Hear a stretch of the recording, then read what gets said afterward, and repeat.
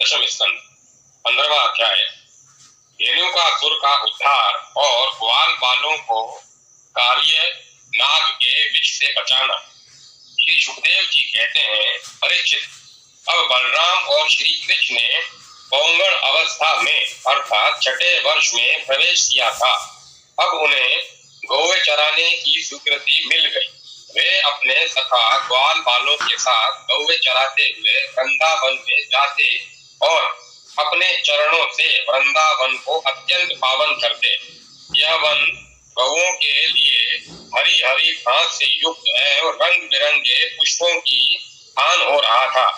आगे आगे गौएं और पीछे पीछे बांसुरी बजाते हुए श्याम सुंदर, तदंतर बलराम और फिर श्री कृष्ण के यश का गान करते हुए ग्वाल बाल। इस प्रकार विहार करने के लिए उन्होंने उस वन में प्रवेश किया। उस वन में कहीं तो भोरे बड़ी मधुर गुंजार कर रहे थे, कहीं झुंड के झुंड हरिण चौकड़ी भर रहे थे और कहीं सुंदर सुंदर पक्षी चहक रहे थे। बड़े ही सुंदर सुंदर सरोवर थे, जिनका जल महात्माओं के हृदय के समान स्वच्छ और निर्मल था। उनमें खिले हुए कमलों के सौरभ से सुवासित होकर शीतल मंद सुगंध वायु उस वन की सेवा कर रही थी। इतना मनोहर था वह वन कि उसे देखकर भगवान ने मन ही मन में उसमें विहार करने का संकल्प किया। पुरुषोत्तम भगवान ने देखा कि बड़े बड़े वृक्ष फल और फूलों के भार से झुककर अपनी डालियों और नूतन कपोलों की लालिमा से उनके चरणों का स्पर्श कर रहे हैं। तब उन्होंने बड़े आनंद से कुछ मुस्कुराते हुए से अपने बड़े भाई बलराम जी से कहा। भगवान श्री कृष्ण ने कहा, देव शिरोमणे, यूं तो बड़े बड़े देवता आपके चरण कमलों की पूजा करते हैं, परंतु देखिए तो ये वृक्ष भी अपनी डालियों से सुंदर पुष्प और फूलों की सामग्री लेकर आपके चरण कमलों में झुक रहे हैं।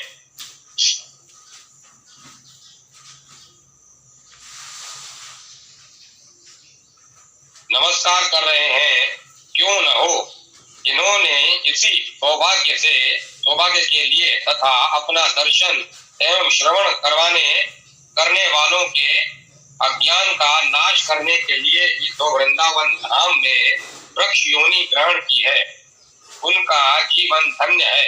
आदि पुरुष यद्यपि आप इस वृंदावन में अपने ऐश्वर्य रूप को छिपाकर बालकों की सी लीला कर रहे हैं, फिर भी आपके श्रेष्ठ भक्त मुनिगण अपने इष्ट देव को पहचान कर यहाँ भी प्राय घोरों के रूप में आपके भुवन पावन यश का निरंतर गान करते हुए आपके भजन में लगे रहते हैं। वे एक क्षण के लिए भी आपको नहीं छोड़ना चाहते।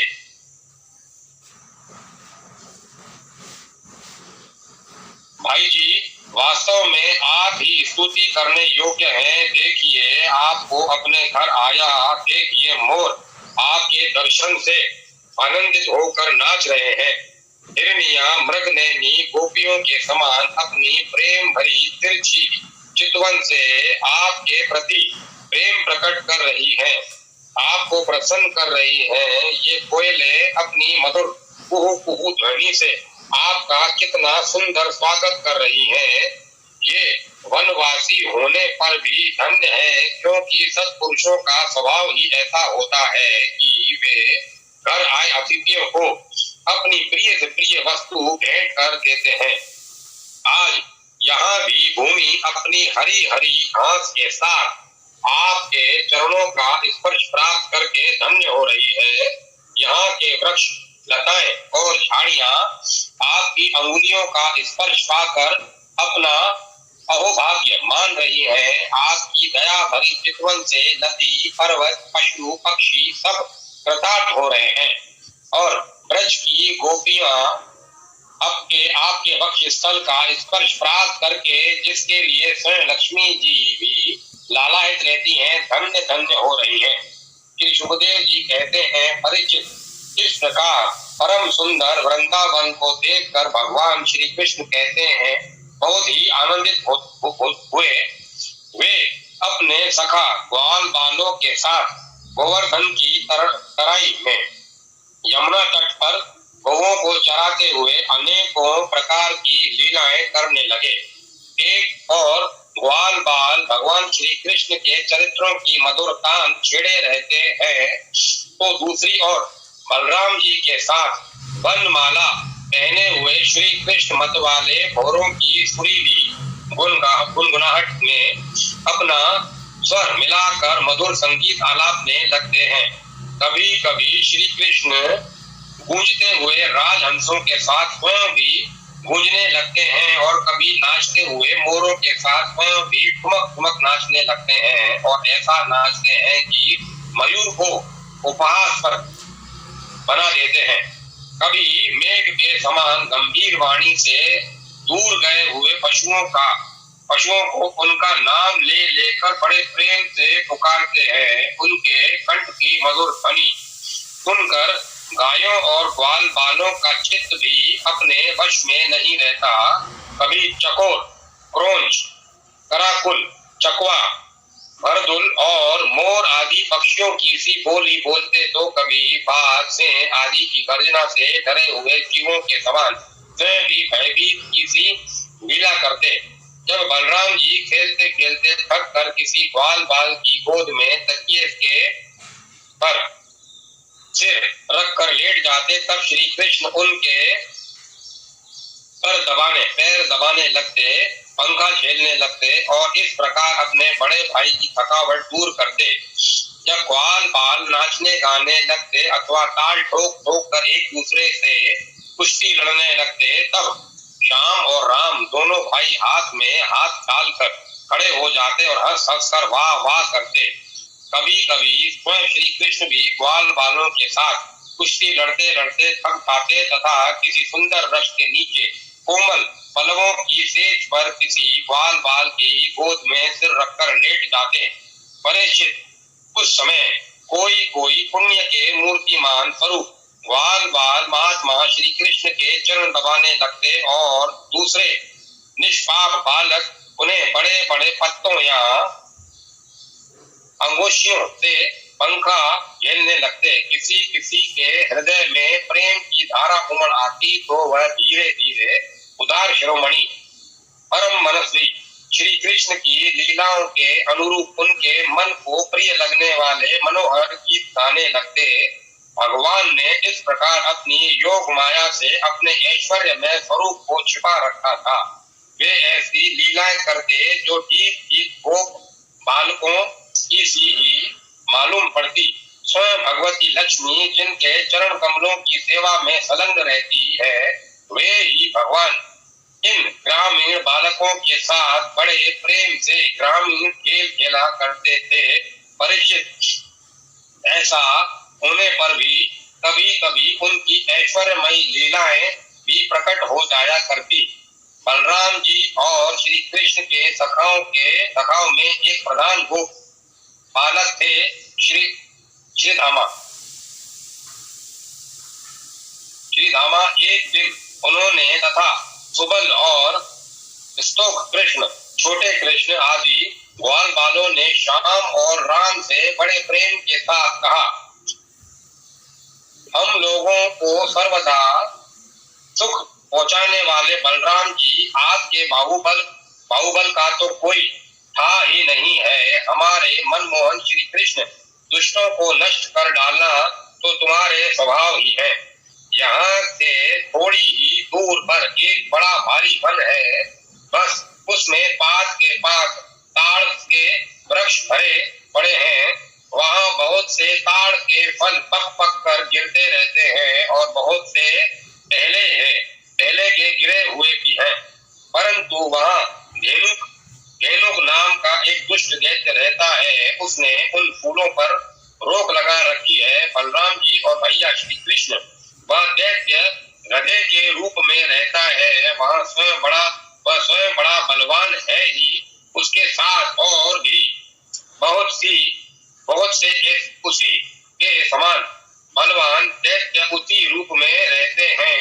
मेरे शत्रुघाती भैया, उस दैत्य ने अब तक न जाने कितने मनुष्य मनुष्य खा डाले हैं। यही कारण है कि उसके डर के मारे मनुष्य उसका सेवन नहीं करते और पशु पक्षी भी उस जंगल में नहीं जाते। उसके फल हैं तो बड़े सुगंधित, परंतु हमने कभी नहीं खाए। देखो न, चारों ओर उन्हीं की मंद मंद सुगंध फैल रही है। तनिक का ध्यान देने से उसका रस मिलने लगता है। श्री कृष्ण उनकी सुगंध से हमारा मन मोहित हो गया है और उन्हें पाने के लिए मचल रहा है। तुम हमें वे फल अवश्य खिलाओ। दाऊ दादा, हमें उन फलों की बड़ी उत्सुक अभिलाषा है। आपको रुचे तो वहां अवश्य चलिए। आपके सखा ग्वाल बालों की यह बात सुनकर भगवान श्री कृष्ण और बलराम दोनों हंसे और फिर उन्हें प्रसन्न करने के लिए उनके साथ तालवन के लिए चल पड़े। उस वन में पहुंचकर बलराम जी ने अपने बाहों से उन ताड़ के पेड़ों को पकड़ लिया और मतवाले हाथी के बच्चे के समान उन्हें बड़े जोर जोर से हिलाकर बहुत से फल नीचे गिरा दिए। जब गधे के रूप में रहने वाले दैत्य ने फलों के गिरने का शब्द सुना, तब वह पर्वतों के साथ सारी पृथ्वी को कपाता हुआ उनकी ओर दौड़ा। वह बड़ा बलवान था। उसने बड़े वेग से बलराम जी के सामने आकर अपने पिछले पैरों से उनकी छाती में दुलती मारी और उसके बाद वह दुष्ट बड़े जोर से रेंगता हुआ वहां से लेट गया। राजन, वह गधा क्रोध में भरकर फिर रेंगता हुआ दूसरी ओर बलराम जी के पास पहुंचा और उनकी ओर पीठ करके फिर बड़े क्रोध से अपने पिछले पैरों की कुलत्ती चलाई। बलराम जी ने अपने एक ही हाथ से उसके दोनों पैर पकड़ लिए और उसे आकाश में घुमाकर एक ताड़ के पेड़ पर दे मारा।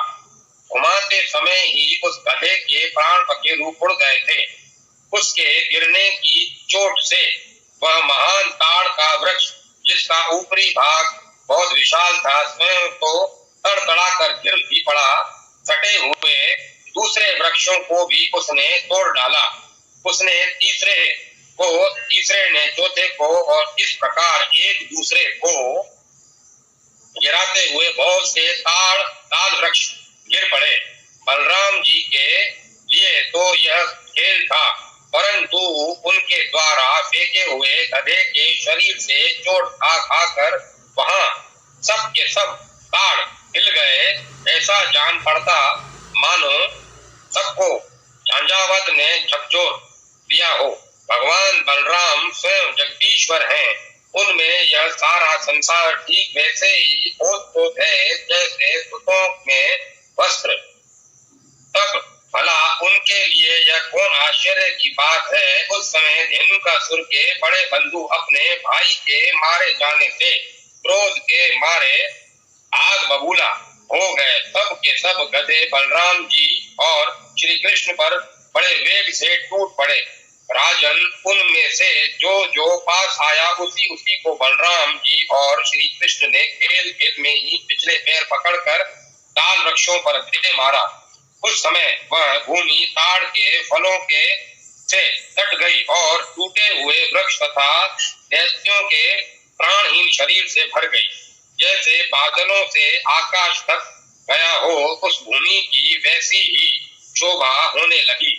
बलराम जी और श्री कृष्ण की यह मंगलमयी लीला देखकर देवतागण उन पर फूल बरसाने लगे और बाजे बजा बजा कर स्तुति करने लगे। जिस दिन धेनुकासुर मरा उसी दिन से लोग निडर होकर उन वन के ताल फल खाने लगे तथा पशु भी स्वच्छंदता के साथ घास चरने लगे। इसके बाद कमल दल लोचन भगवान श्री कृष्ण बड़े भाई बलराम जी के साथ ब्रज में आए। उस समय उनके साथी बाल उनके पीछे पीछे चलते हुए उनकी स्तुति करते जाते थे। क्यों न हो, भगवान की लीलाओं का श्रवण कीर्तन ही सबसे बढ़कर पवित्र जो है। उस समय श्री कृष्ण की घुंघराली अलकों पर गौओं के खुरों से उड़ उड़ कर धूली पड़ी हुई थी। सिर पर मोर पंख का मुकुट था और बालों में सुंदर सुंदर जंगली पुष्प गुथे हुए थे। उनके नेत्रों में मधुर चितवन और मुख पर मनोहर मुस्कान थी। वे मधुर मधुर मुरली बजा रहे थे और साथ ही बाल बाल उनकी ललित कीर्ति का गान कर रहे थे। वंशी की ध्वनि सुनकर बहुत सी गोपियां एक साथ ही ब्रज से बाहर निकल आईं। उनकी आंखें न जाने कब से श्री कृष्ण के दर्शन के लिए तरस रही थी। गोपियों ने अपने नेत्र रूप भ्रमरों से भगवान के मुखारविंद का मकरंद रस पान करके दिन भर के विरह की जलन शांत की और भगवान ने भी उनकी लाज भरी हंसी और विनय से युक्त प्रेम भरी तिरछी चितवन का सत्कार स्वीकार करके ब्रज में प्रवेश किया। उधर यशोदा मैया और रोहिणी जी का हृदय वात्सल्य स्नेह से उमड़ रहा था। उन्होंने श्याम और राम के घर पहुंचते ही उनकी इच्छा के अनुसार और समय के अनुरूप पहले से ही सोच सजोकर रखी हुई वस्तुएं उन्हें खिलाई पिलाई और पहनाई। माताओं ने तेल उपटन आदि लगाकर स्नान कराया। इससे उनकी दिन भर घूमने फिरने की मार्ग की थकान दूर हो गई। फिर उन्होंने सुंदर वस्त्र पहना कर दिव्य पुष्पों की माला पहनाई और चंदन लगाया। तत्पश्चात दोनों भाइयों ने माताओं का परोसा हुआ स्वादिष्ट अन्न भोजन किया। इसके बाद बड़े लाड़ प्यार से दुलार कर यशोदा और रोहिणी ने उन्हें सुंदर शैया पर सुलाया। श्याम और राम बड़े आराम से सो गए। भगवान श्री कृष्ण इस प्रकार वृंदावन में अनेकों लीलाएं करते एक दिन अपने सखा ग्वाल बालों के साथ वे यमुना तट पर गए। राजन, उस दिन बलराम जी उनके साथ नहीं थे। उस समय जेठ आषाढ़ के घाम से कौवे और बाल बाल अत्यंत पीड़ित हो रहे थे। प्यास से उनका कंठ सूख रहा था। इसीलिए उन्होंने यमुना जी का विषैला जल पी लिया। परीक्षित, होनहार के वश में उन्हें इस बात का ध्यान ही नहीं रहा था। इस विषैले जल के पीते ही सब कौवे और बाल बाल प्राणहीन होकर यमुना जी के तट पर गिर पड़े। उन्हें ऐसी अवस्था में देखकर योगेश्वर के भी ईश्वर भगवान श्री कृष्ण ने अपनी अमृत बरसाने वाली दृष्टि से उन्हें जीवित कर दिया। उनके स्वामी और सर्वस्व तो एकमात्र श्री कृष्ण ही थे। परीक्षित, चेतना आने पर वे सब यमुना जी के तट पर उठ खड़े हुए और आश्चर्यचकित होकर एक दूसरे की ओर देखने लगे। राजन, अंत में उन्होंने यही निश्चय किया कि हम लोग विषैला जल पी लेने के कारण मर चुके थे, परंतु हमारे श्री कृष्ण ने अपनी अनुग्रह भरी दृष्टि से देखकर हमें फिर से जिला दिया।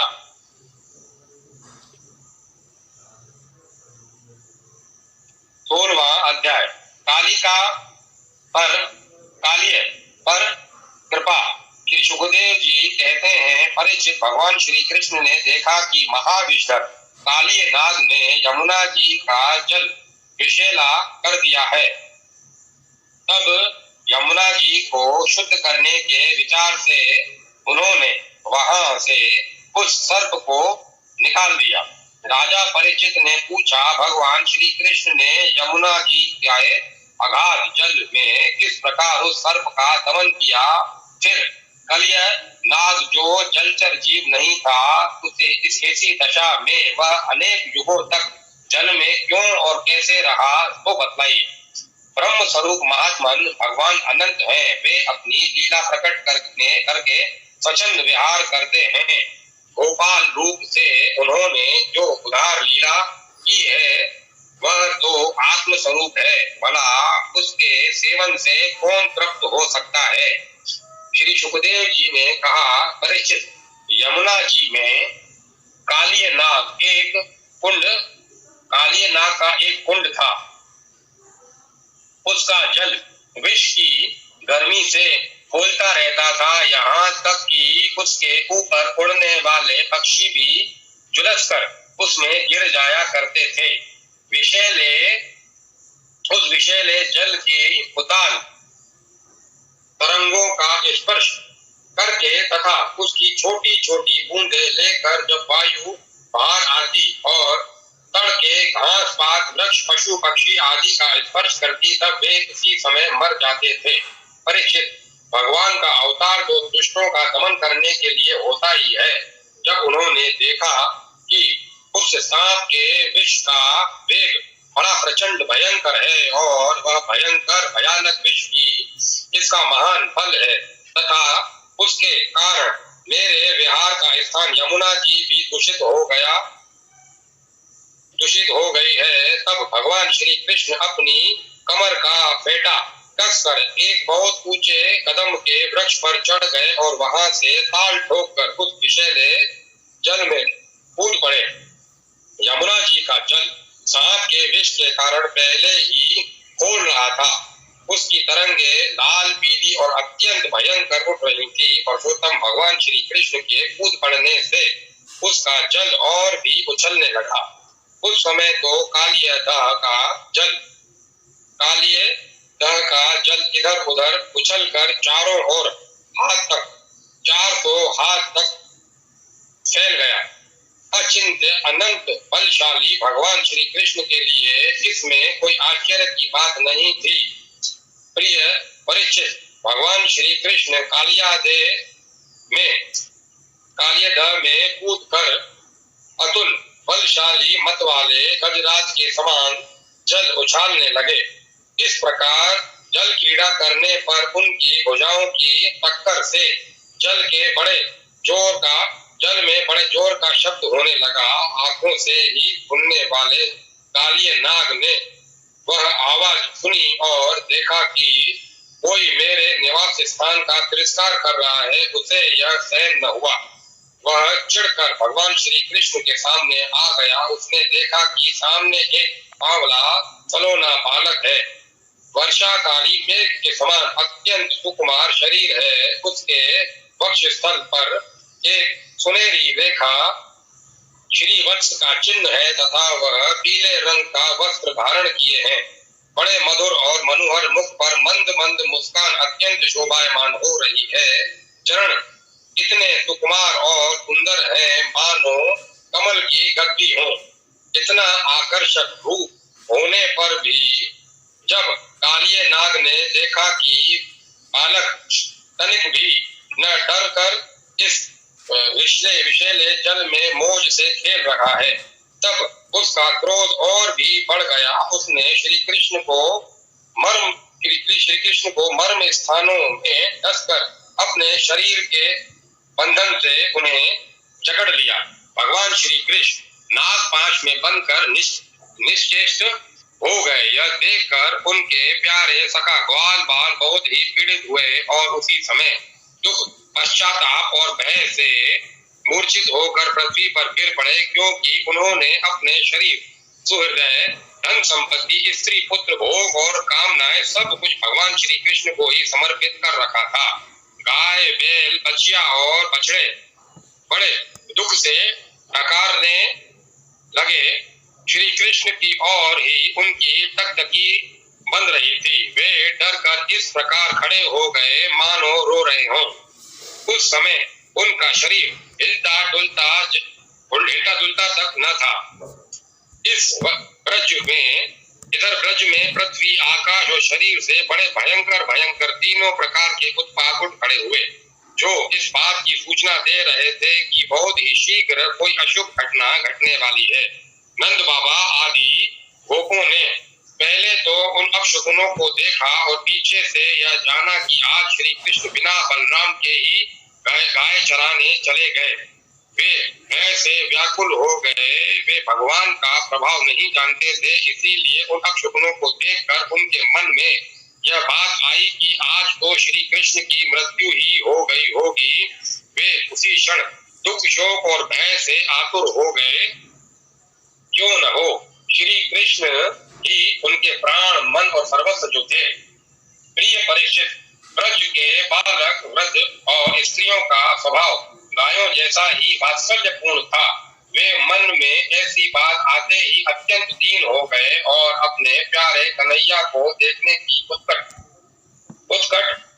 लालसाओं से घर द्वार छोड़कर निकल पड़े। बलराम जी स्वयं भगवान के स्वरूप और सर्वशक्तिमान है। उन्होंने जब ब्रजवासियों को इतना कातर और इतना आतुर देखा तब उन्हें हंसी आ गई, परंतु वे कुछ बोले नहीं, चुप ही रहे, क्योंकि वे अपने छोटे भाई श्री कृष्ण का प्रभाव भली भांति जानते थे। ब्रजवासी अपने प्यारे श्री कृष्ण को ढूंढने लगे। कोई अधिक कठिनाई न हुई, क्योंकि मार्ग में उन्हें भगवान के चरण चिन्ह मिलते जाते थे, जो कमल अंकुश आदि से युक्त होने के कारण उन्हें पहचान होती जाती थी। इस प्रकार वे यमुना तट की ओर जाने लगे। परिचित मार्ग में गौओं और दूसरों के चरण चिन्हों के बीच बीच में भगवान के चरण चिन्ह भी दिख जाते थे। उनमें कमल, जो अंकुश, ब्रज और ध्वजा से के चिन्ह बहुत ही स्पष्ट थे। उन्हें देखते ही वे बहुत शीघ्रता से चले। उन्होंने दूर से ही देखा कि कालियादेह में कालियानाग के शरीर से बंधे हुए श्री कृष्ण चेष्टाहीन हो रहे हैं। कुंड के किनारे पर ग्वाल बाल अचेत हुए पड़े हैं और गौवे, बैल, बछड़े आदि सब आर्त स्वर से डकार रहे हैं। यह सब देखकर वे सब गोप अत्यंत व्याकुल और अंत में मूर्छित हो गए। गोपियों का मन अनंत गुण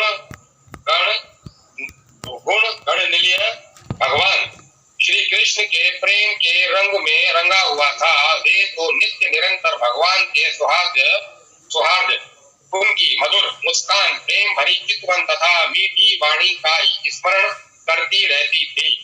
जब उन्होंने देखा कि हमारे प्रियतम श्याम सुंदर को काले सांप ने जकड़ रखा है, तब तो उनके हृदय में बड़ा ही दुख और बड़ी जलन हुई। अपने प्राण वल्लभ जीवन सर्वस्व के बिना उन्हें तीनों लोग सूने दिखने लगे। माता यशोदा तो अपने लाडले लाल के पीछे कालियादेह में कूदने जा रही थी, परंतु गोपियों ने उन्हें पकड़ लिया। उनके हृदय में भी वैसी ही पीड़ा थी। उनकी आंखों से भी आंसुओं की झड़ी लगी हुई थी। सबकी आंखें श्री कृष्ण के मुख कमल पर लगी थी। जिनके शरीर में चेतना थी, वे ब्रजमोहन श्री कृष्ण की पूतनावत आदि की प्यारी प्यारी ऐश्वर्य की लीलाएं कह कर यशोदा जी को धीरज बनाने लगी, किंतु अधिकांश तो मुर्दे की तरह पड़ ही गई थी। परीक्षित, नंद बाबा आदि के जीवन प्राण तो श्री कृष्ण ही थे। वे श्री कृष्ण के लिए कालियादेह में घुसने लगे। यह देखकर श्री कृष्ण का प्रभाव जानने वाले भगवान बलराम जी ने किन्हीं को समझा बुझाकर किन्हीं को बलपूर्वक और किन्हीं को उनके हृदयों में प्रेरणा करके रोक दिया। परीक्षित, यह सांप के शरीर से बंध जाना तो श्री कृष्ण की मनुष्य जैसी एक लीला थी। जब उन्होंने देखा कि ब्रज के सभी लोग स्त्री और बच्चों के साथ मेरे लिए इस प्रकार अत्यंत दुखी हो रहे हैं और सचमुच मेरे सिवाय इनका कोई दूसरा सहारा भी नहीं है, तब वे एक मुहूर्त तक सबके बंधन में बंद कर बाहर निकल आए। भगवान श्री कृष्ण ने उस समय अपना शरीर फुलाकर खूब मोटा कर लिया। इससे सांप का शरीर टूटने लगा। वह अपना नागपाश छोड़कर अलग खड़ा हो गया और क्रोध से बबूला हो अपने फन ऊंचा करके फुफकारने मारने लगा। हाथ लगते ही श्री कृष्ण पर चोट करने के लिए वह उनकी ओर टकटकी लगाकर देखने लगा। उस समय उनके नथुनों से विष की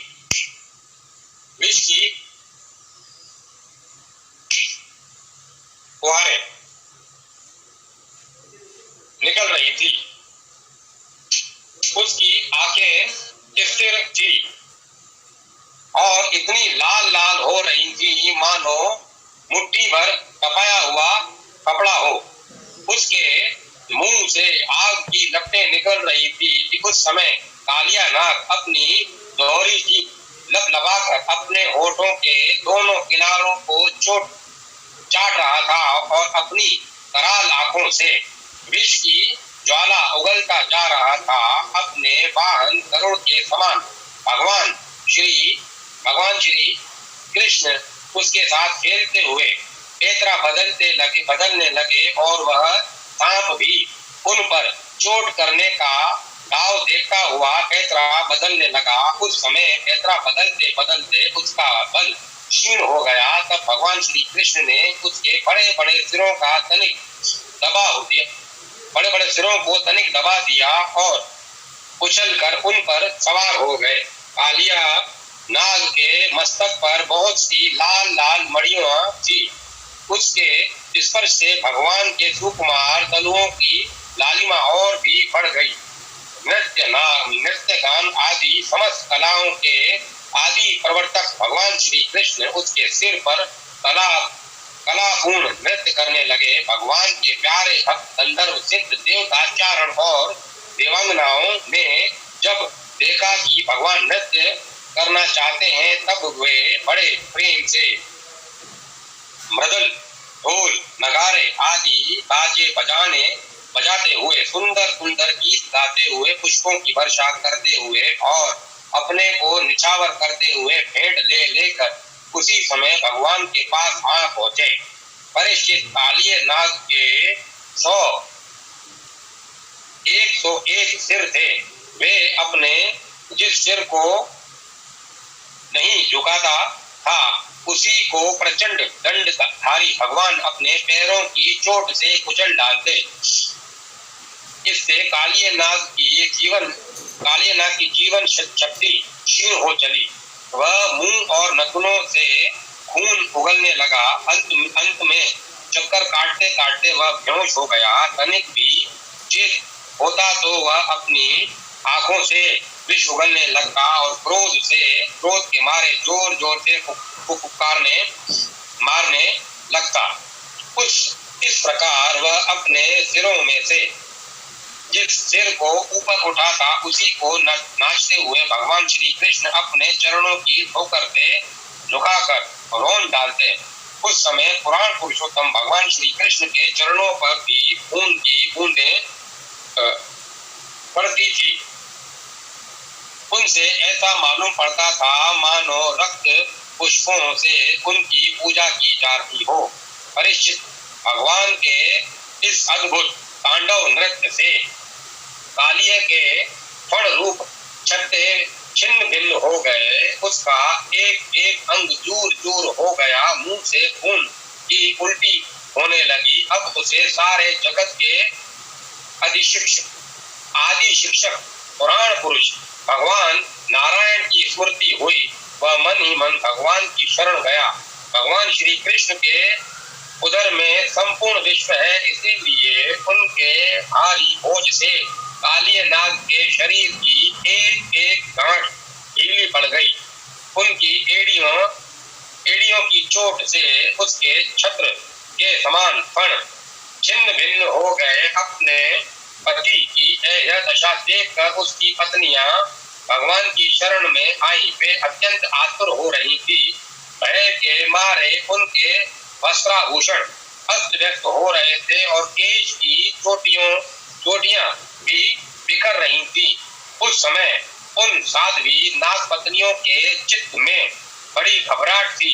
उनके बालकों को आगे करके वे पृथ्वी पर लौट आई और हाथ जोड़कर उन्हें समस्त प्राणियों के एकमात्र स्वामी भगवान श्री कृष्ण को प्रणाम किया। भगवान श्री कृष्ण को शरणागत वत्सल जानकर अपने अपराधी पति को छुड़ाने की इच्छा से उन्होंने उनकी शरण ग्रहण की। नाग पत्नियों ने कहा, प्रभु आपका यह अवतार ही दुष्टों को दंड देने के लिए हुआ है, इसीलिए इस अपराधी को दंड देना सर्वथा उचित है। आपकी दृष्टि में शत्रु और पुत्र का कोई भेदभाव नहीं है।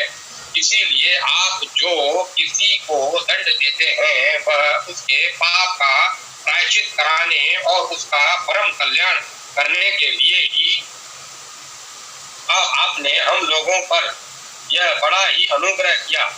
यह तो आपका कृपा प्रसाद ही है, क्योंकि आप तो दुष्टों को दंड देते हैं, इससे उनके सारे पाप नष्ट हो जाते हैं। इस सर्प के अपराधी होने में तो कोई संदेह ही नहीं है। यदि यह अपराधी न होता तो इसे सर्प की योनि ही क्यों मिलती। इसीलिए हम सच्चे हृदय से आपके इस क्रोध को भी आपका अनुग्रह ही समझती हैं। अवश्य ही पूर्व जन्म में इसने स्वयं मान रहित होकर और दूसरों का सम्मान करते हुए कोई बहुत बड़ी तपस्या की है, अथवा सब जीवों पर दया करते हुए इसने कोई बहुत बड़ा धर्म किया है, तभी तो आप इसके ऊपर संतुष्ट हो हुए हैं। क्योंकि सर्वजीव स्वरूप भगवान सर्वजीव स्वरूप आपकी प्रसन्नता का यही उपाय है। भगवान हम नहीं समझ पाती कि यह इसकी किस साधना का फल है जो यह आपके चरण कमलों की धूल का स्पर्श पाने का अधिकारी हुआ है। आपके चरणों की रज इतनी दुर्लभ है कि उसके लिए आपकी अर्धांगिनी लक्ष्मी जी को भी बहुत दिनों तक समस्त भोगों का त्याग करके नियमों का पालन करते हुए तपस्या करनी पड़ी थी। प्रभु, जो आपके चरणों की धूलि की शरण ले लेते हैं वे भक्तजन स्वर्ग का राज्य और पृथ्वी की बादशाही नहीं चाहते, न तो रसातल का ही राज्य चाहते हैं और न तो ब्रह्मा का पद ही देना चाहते हैं। उन्हें आणी मादी योग सिद्धियों की भी चाह नहीं होती, यहाँ तक कि वे जन्म मृत्यु से छुड़ाने वाले केवल मोक्ष की भी इच्छा नहीं करते। स्वामी, यह नागराज तमोगुणी योनि में उत्पन्न हुआ है और यह अत्यंत क्रोधी है, फिर भी इसे आपकी यह परम पवित्र चरण रज प्राप्त हुई है, जो दूसरों के लिए सर्वथा दुर्लभ है, तथा जिसको प्राप्त करने की इच्छा मात्र से ही संसार चक्र में पड़े हुए जीवों को संसार के वैभव संपत्ति की तो बात ही क्या है, मोक्ष की भी प्राप्ति हो जाती है। प्रभु, हम आपको प्रणाम करती हैं। आप अनंत और अचिंत्य हैं, अचिंत्य ऐश्वर्य के नित्य निधि हैं। आप सबके अंतःकरणों में विराजमान होने पर भी अनंत हैं। आप समस्त प्राणियों और पदार्थों के आश्रय तथा सब पदार्थों के रूप में भी विद्यमान हैं। आप प्रकृति से परे स्वयं परमात्मा हैं। आप सब प्रकार के ज्ञान और अनुभवों के खजाने हैं। आपकी महिमा और शक्ति अनंत है। आपका स्वरूप अप्रकृत दिव्य चिन्मय है। प्राकृतिक गुणों एवं विकारों का आप कभी स्पर्श ही नहीं करते। आप ही ब्रह्म हैं। हम आपको नमस्कार कर रही हैं। आप प्रकृति के शोभ उत्पन्न करने वाले काल हैं, काल शक्ति के आश्रय हैं और काल के क्षण कल्प आदि समस्त अवयवों के साक्षी हैं। आप विश्व रूप होते हुए भी उससे अलग रहकर उसके दृष्टा हैं। आप उसके बनाने वाले निमित्त कारण तो हैं ही, इसके रूप में बनने वाले उपादान कारण भी हैं। प्रभु, पंचभूत, उनकी तन मात्राएं, इंद्रियां, प्राण, मन, बुद्धि और इन सबको खजाना चित्त के सब आप ही हैं।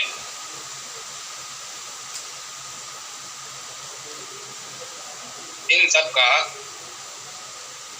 खजाना चित्त, ये सब आप ही हैं।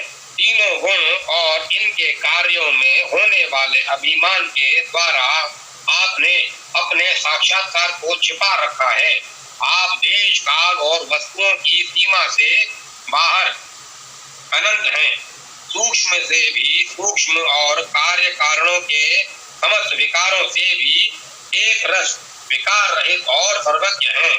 ईश्वर है ही नहीं, सर्वज्ञ है ही, ईश्वर है कि नहीं है, सर्वज्ञ है कि अल्पज्ञ इत्यादि अनेक मतभेदों के अनुसार आप उन मतवादियों को उन्हीं रूपों में दर्शन देते हैं।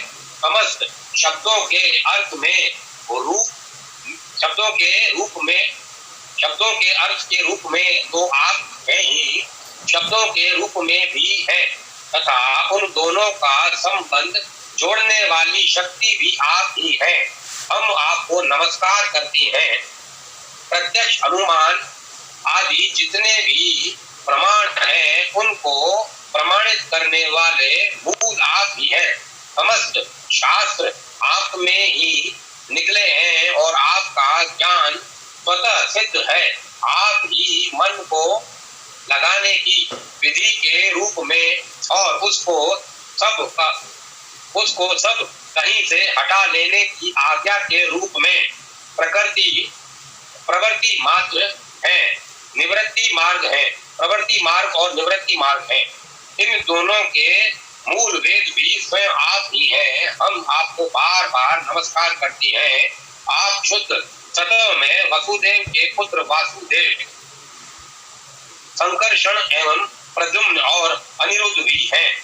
इस प्रकार चतुर्व्यूह के रूप में आप भक्तों तथा यादवों के स्वामी हैं। श्री कृष्ण, हम आपको नमस्कार करती हैं। आप अंतःकरण और उसकी वृत्तियों के प्रकाशक हैं और उन्हीं के द्वारा अपने आप को ढक सकते हैं।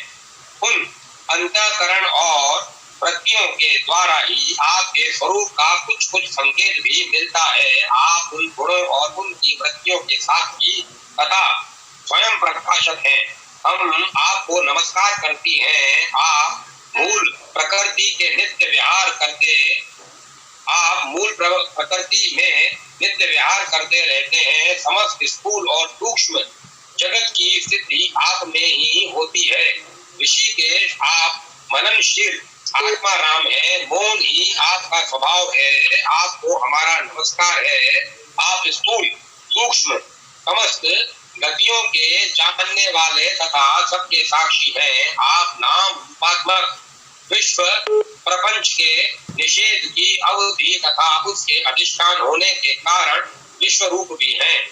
आप विश्व के अभ्यास तथा अपवाद के साक्षी हैं एवं अज्ञान के द्वारा आपकी सत्य भ्रांति, तत्व भ्रांति और स्वरूप ज्ञान के द्वारा इसकी आत्यंतिक निवृत्ति के कारण है। आपको हमारा नमस्कार है। प्रभु, यद्यपि कर्तापन न होने के कारण आप कोई भी कर्म नहीं करते, निष्क्रिय है, तथापि अनादि काल शक्तियों को स्वीकार करके प्रकृति के गुणों के द्वारा आप इस विश्व की उत्पत्ति, स्थिति और प्रलय की लीला करते हैं।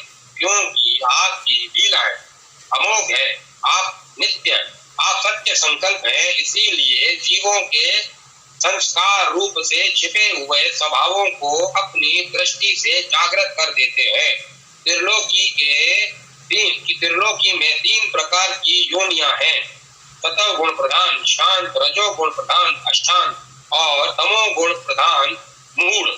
ये सब की सब आपकी लीला मूर्तियां हैं। फिर भी इस समय आपको सतव गुण प्रधान शांत जन ही विशेष प्रिय है, क्योंकि आपका यह अवतार और ये लीलाएं साधु जनों की रक्षा तथा धर्म की रक्षा और विस्तार के लिए ही है। शांत मन स्वामी को एक बार अपनी प्रजा का अपराध सह लेना चाहिए। यह मूढ़ है, आपको पहचानता नहीं है, इसीलिए इसे क्षमा कर दीजिए। भगवान कृपा कीजिए। अब यह सर्प मरने ही वाला है। साधु पुरुष सदा से ही हम अबलाओं पर दया करते आए हैं, अतः आप हमें हमारे प्राण स्वरूप पति देव को दे दीजिए। हम आपकी दासी हैं, हमें आप आज्ञा दीजिए, आपकी क्या सेवा करें, क्योंकि जो श्रद्धा के साथ आपकी आज्ञाओं का पालन आपकी सेवा करता है वह सब प्रकार के भयों से छुटकारा पा जाता है। श्री सुखदेव जी कहते हैं, परीक्षित, भगवान के चरणों की ठोकरों से कालिय नाग के फण छिन्न भिन्न हो गए थे। वह बेसुध हो रहा था। जब नाग पत्नियों ने इस प्रकार भगवान की स्तुति की, तब उन्होंने दया करके उसे छोड़ दिया। धीरे धीरे कालिय नाग की इंद्रियों और प्राणों में कुछ चेतना आ गई। वह बड़े कठिनता से श्वास लेने लगा और थोड़ी देर के बाद बड़ी दीनता के साथ हाथ जोड़कर भगवान श्री कृष्ण से इस प्रकार बोला, नाथ, हम जन्म से ही दुष्ट, तमोगुणी और बहुत दिनों के बाद भी बदला लेने वाले बड़े क्रोधी जीव हैं। जीवों के लिए अपना स्वभाव छोड़ देना बहुत कठिन है। इसी के कारण संसार के लोग नाना प्रकार के दुराग्रहों में फंस जाते हैं। विश्व विधाता भगवान श्री विश्व विधाता आपने ही गुणों के भेद से इस जगत में नाना प्रकार के स्वभाव, वीर्य, बल, योनि, बीज, चित्त और आकृतियों का निर्माण किया है। भगवान, आपकी ही सृष्टि में हम स्वर्ग भी हैं। हम जन्म से ही बड़े क्रोधी होते हैं। हम इस माया के चक्कर में स्वयं मोहित हो रहे हैं। फिर अपने प्रयत्न से इस दुष्कर्य माया का त्याग कैसे करें? आप सर्वज्ञ और संपूर्ण जगत के स्वामी हैं। आप ही हमारे स्वभाव और इस माया के कारण हैं। अब आप अपनी इच्छा से जैसा ठीक समझे कृपा कीजिए या दंड दीजिए। श्री सुखदेव जी कहते हैं, कालिय नाग की यह बात सुनकर लीला पुरुष भगवान श्री कृष्ण ने कहा, सर्प, अब तुझे यहाँ नहीं रहना चाहिए। तू अपने भाई, जाति, पुत्र और स्त्रियों के साथ शीघ्र ही यहाँ से समुद्र में चला जा। अब गायें और मनुष्य अपने यमुना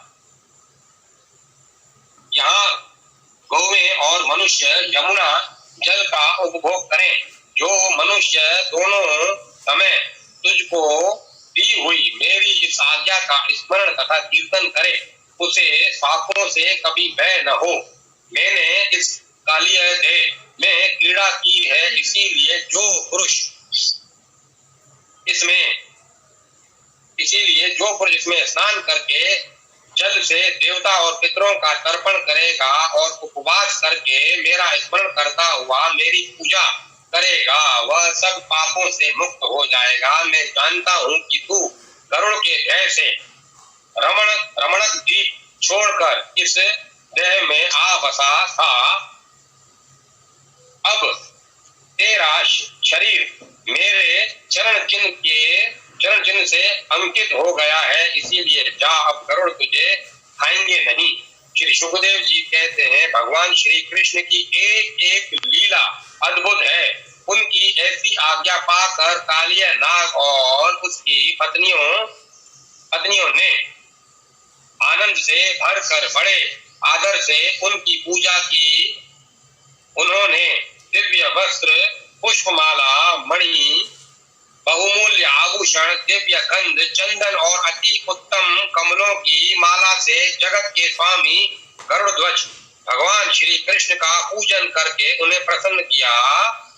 इसके बाद बड़े प्रेम और आनंद से उनकी परिक्रमा की, वंदना की और उनकी अनुमति ली। तब उनकी पत्नियों, पुत्रों और बंधु बांधवों के साथ रमणक द्वीप की जो समुद्र में सर्पों के रहने का एक स्थान है, यात्रा की। लीला मनुष्य भगवान श्री कृष्ण की कृपा से यमुना जी का जल केवल विषहीन ही नहीं बल्कि उसी समय अमृत के समान मधुर हो गया।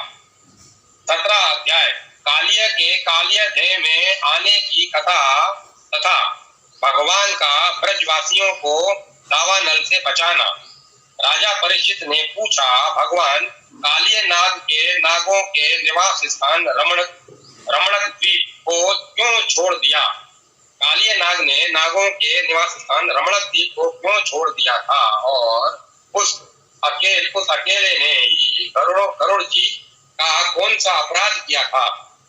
श्री सुखदेव जी ने कहा, परीक्षित, पूर्व काल में गरुड़ जी को उपहार स्वरूप प्राप्त होने वाले सर्पों ने यह नियम कर लिया था कि प्रत्येक मास में निर्दिष्ट वृक्ष के नीचे गरुड़ को एक सर्प की भेंट दी जाए। उस समय नियम के अनुसार प्रत्येक अमावस्या को सारे सर्प अपनी रक्षा के लिए महात्मा गरुड़ जी को अपना अपना भाग देते रहते थे। यह कथा इस प्रकार है गरुड़ जी की माता विंता और सर्पों की माता क्रदु में परस्पर वेर था। माता का वेर स्मरण कर गरुड़ जी को सर्प मिलता उसी को खा जाते। इससे व्याकुल होकर सब सर्प ब्रह्मा जी की शरण में गए। तब ब्रह्मा जी ने यह नियम कर दिया कि प्रत्येक अमावस्या को प्रत्येक सर्प परिवार बारी बारी से गरुड़ जी को एक सर्प की बलि दिया करे।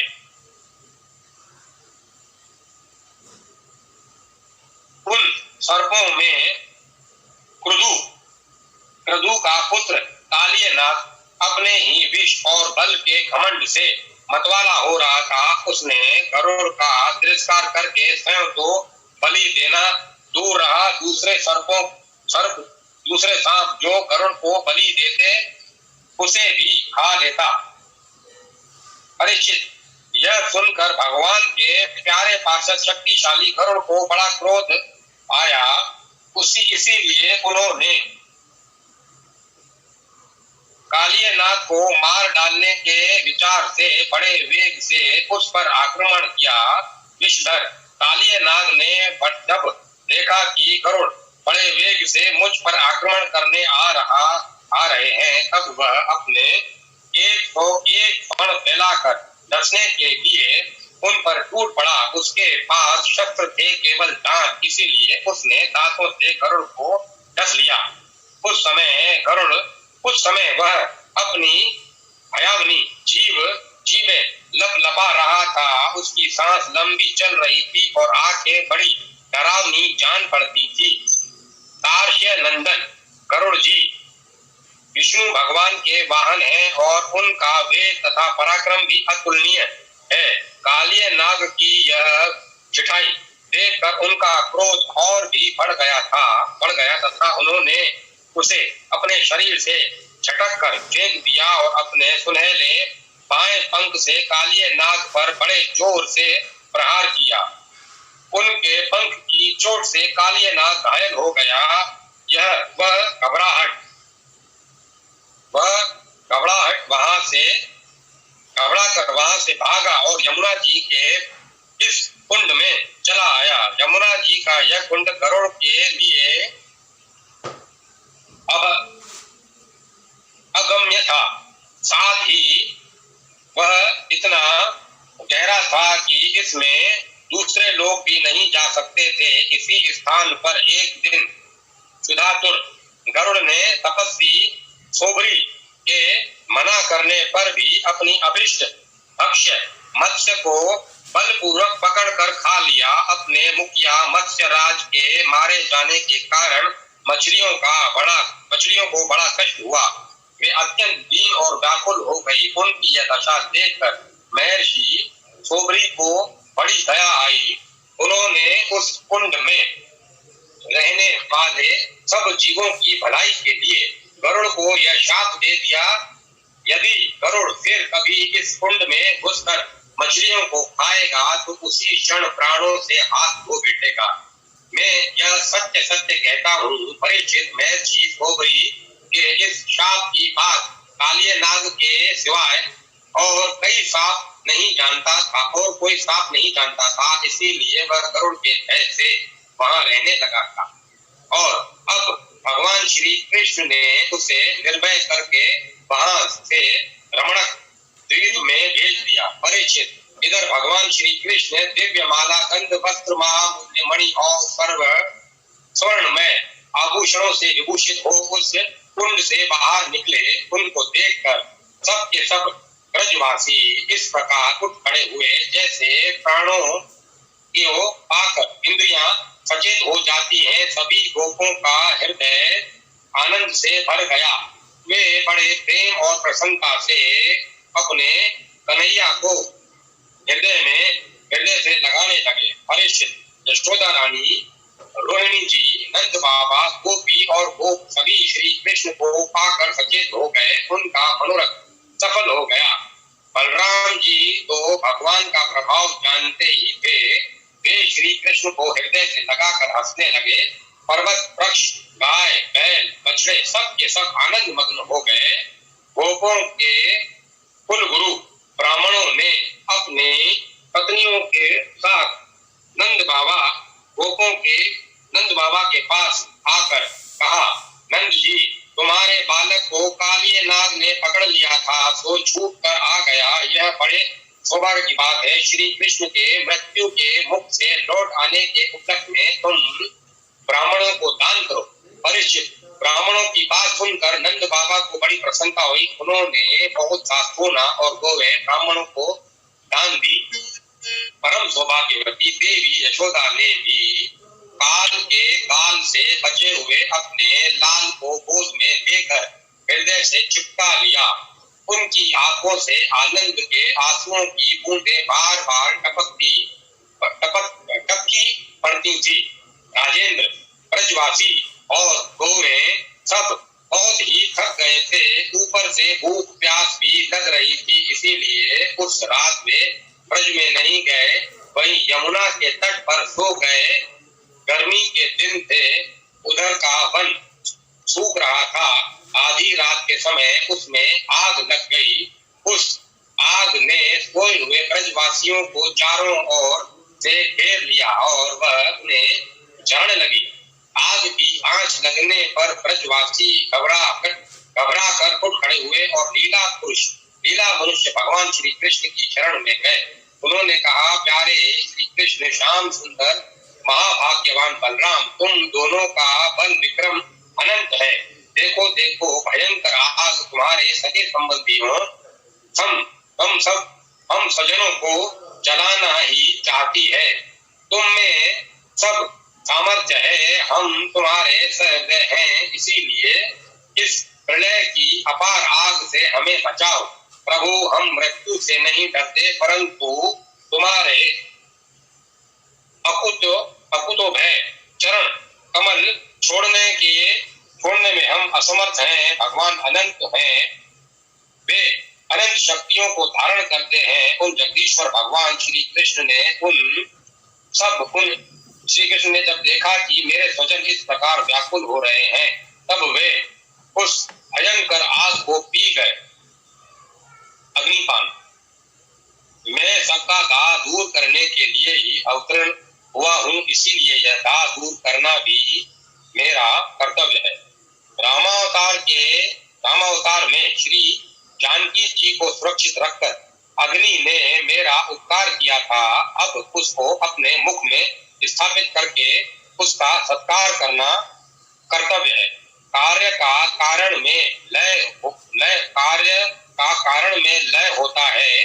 भगवान के मुख से अग्नि प्रकट हुआ, मुखाद अग्नि रजत, इसीलिए भगवान ने उसे मुख में ही स्थापित किया।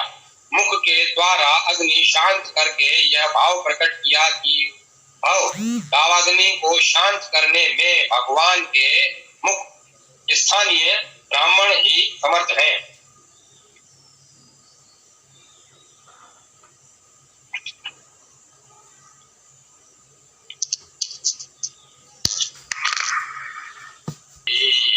जय माधव मदन मुरारी, जय केशव कलिमल मारी, जय केशव कलिमल मारी, जय माधव मदन मुरारी, जय माधव मदन मुरारी, जय केशव कलिमल मारी, जय केशव कलिमल मारी, जय माधव मदन मुरारी, जय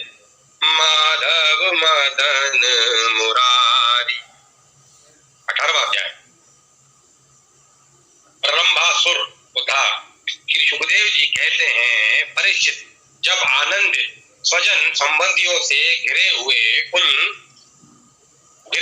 एवं उनके मुख से अपनी कीर्ति का गान सुनते हुए श्री कृष्ण ने गोकुल मंडित गोष्ठ में प्रवेश किया।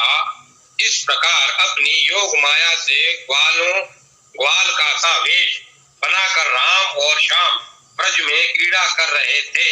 उन दिनों ग्रीष्म ऋतु थी। यह शरीरधारियों को बहुत प्रिय नहीं है, परंतु वृंदावन के स्वाभाविक गुणों से वहां वसंत की ही छटा छिटक रही थी।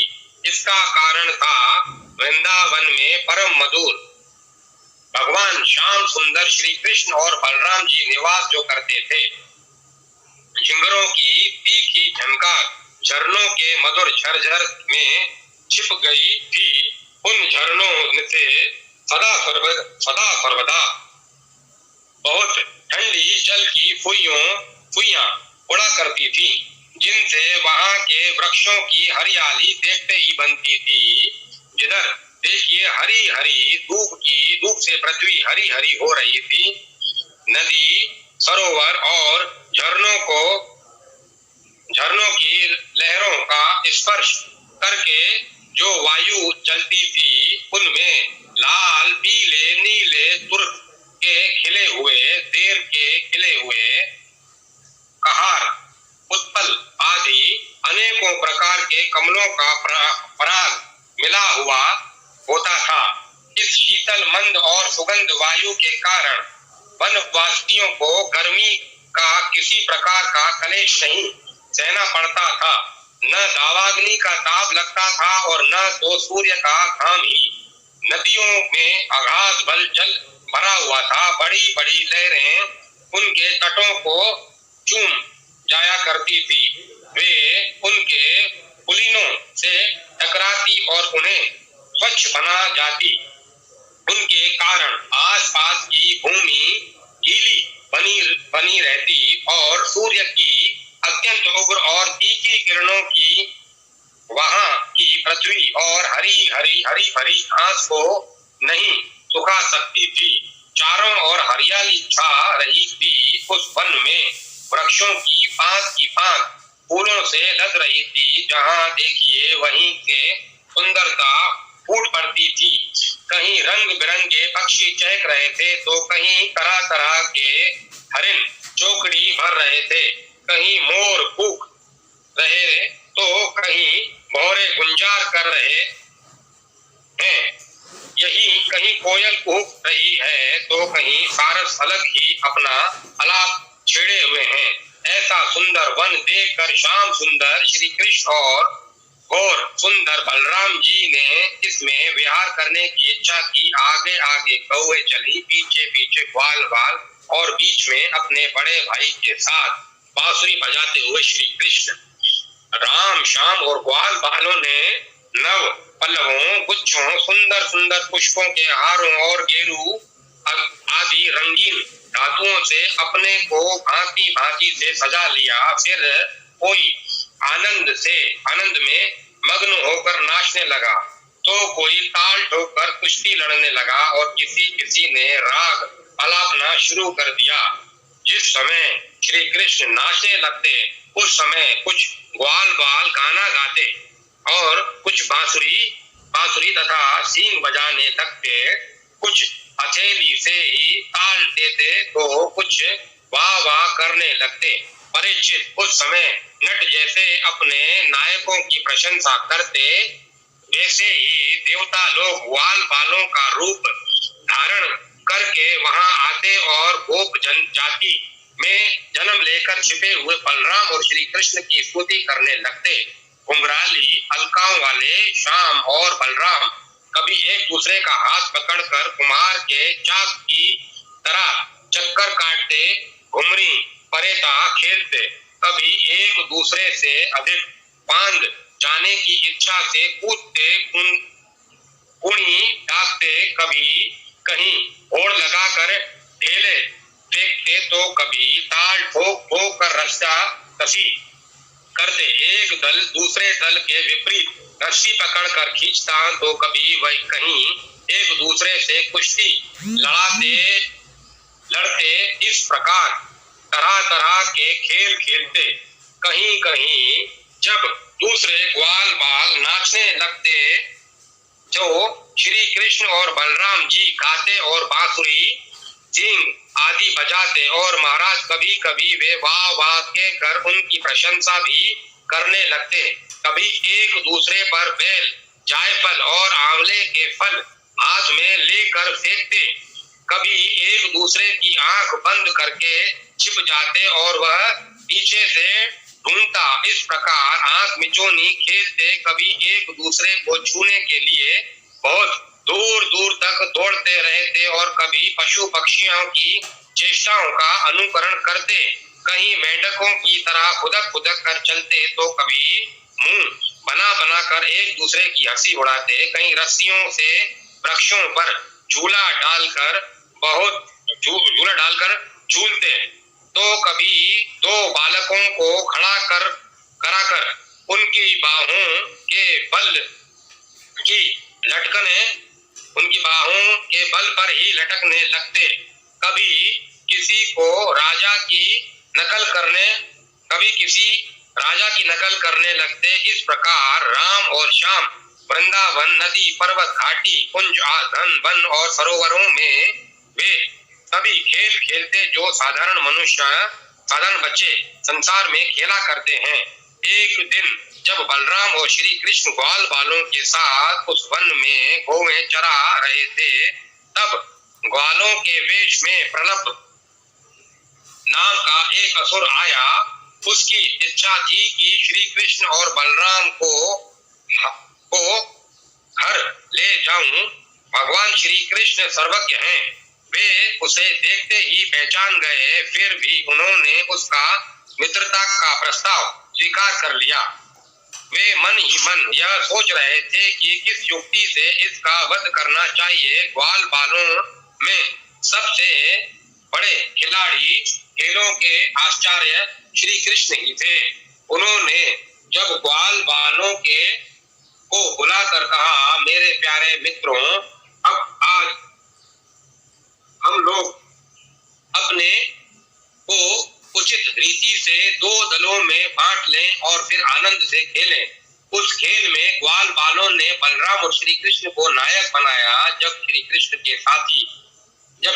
के साथी बन गए और कुछ बलराम के, फिर उन लोगों ने तरह तरह के ऐसे बहुत से खेल खेले जिनमें एक दल के लोग दूसरे दल के लोगों को अपनी पीठ पर चढ़ाकर एक निर्दिष्ट स्थान पर ले जाते थे।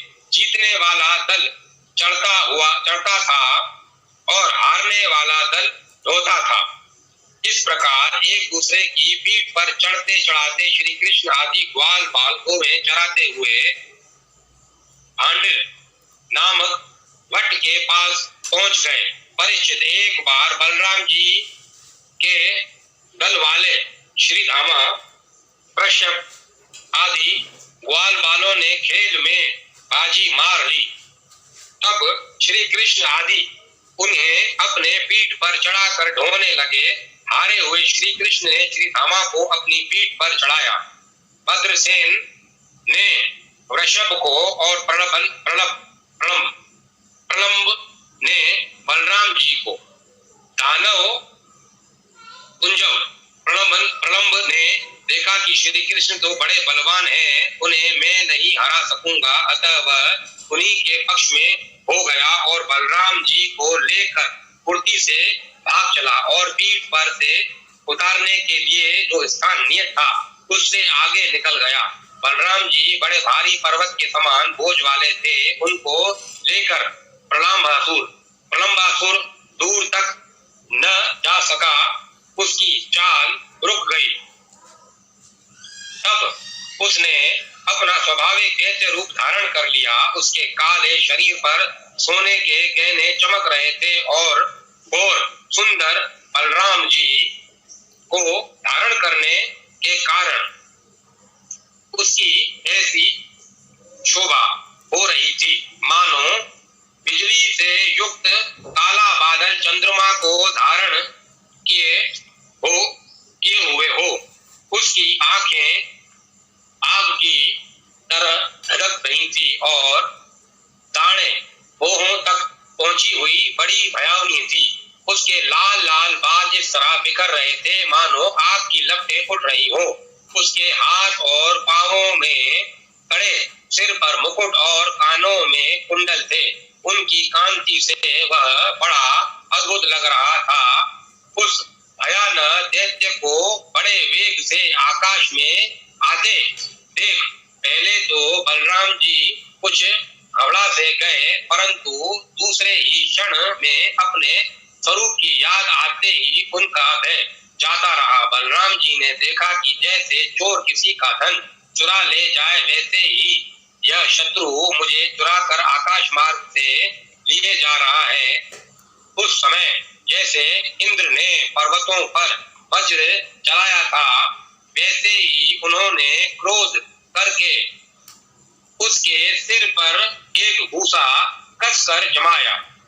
भूसा लगना था कि उसका सिर चूर चूर हो गया।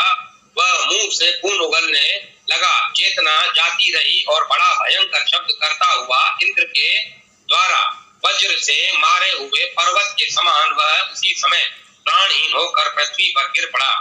बलराम जी परम बलशाली थे। जब ग्वाल बालों ने देखा कि उन्होंने प्रलंबासुर को मार डाला, तब उनके आश्चर्य की सीमा न रही। वे बार बार वाह वाह करने लगे। ग्वाल बालों का चित्त प्रेम से विहल हो गया। वे उनके लिए शुभ कामनाओं की वर्षा करने लगे और मानो मरकर लौट आए हों, इस भाव से आलिंगन करके प्रशंसा करने लगे। वस्तुतः बलराम जी इसके योग्य ही थे। प्रलंबासुर मूर्तिमान पाप था।